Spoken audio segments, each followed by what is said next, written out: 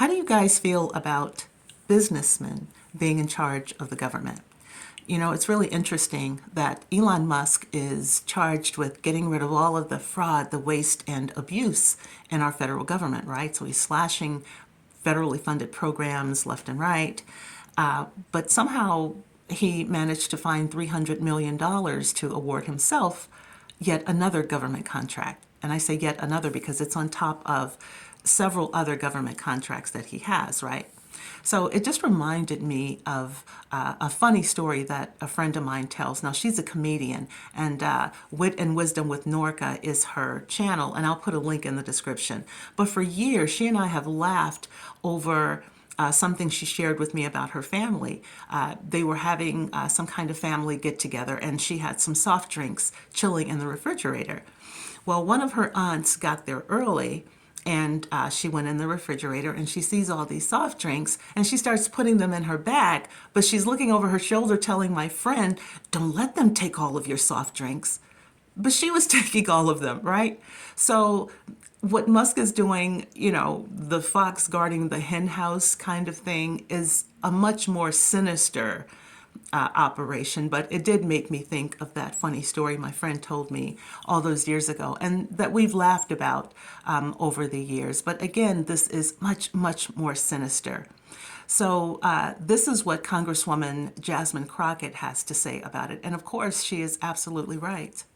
Because that's all y'all really want to promote is lies. That's the big issue that we have.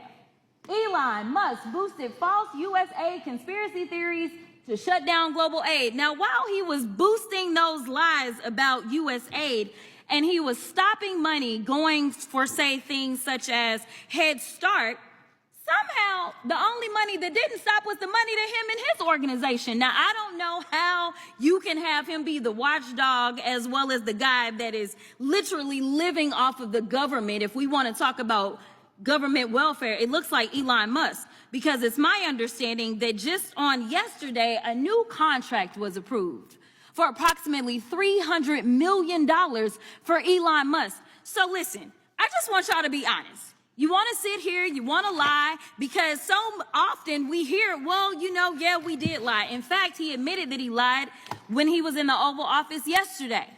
But if it's a lie that will get you into office, such as saying, I know nothing about Project 2025, yet on day one, you literally do everything that you can to implement it, including making sure that you put, say, one of the main architects of Project 2025 over the OMB, it's okay, so long as you get the power that you seek.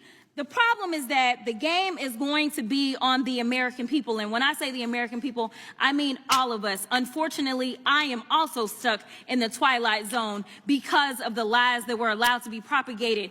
Just like when you're talking about vaccines and all this nonsense. Right now in my state of Texas, there is an outbreak of measles. And what they are finding is that because there's been so much disinformation about vaccines, that kids are sick right now with measles that they did not have to have if they just trusted doctors and experts instead of randoms online. So I will end by saying this, Mr. Chairman, because I know we believe in Jesus in this chamber.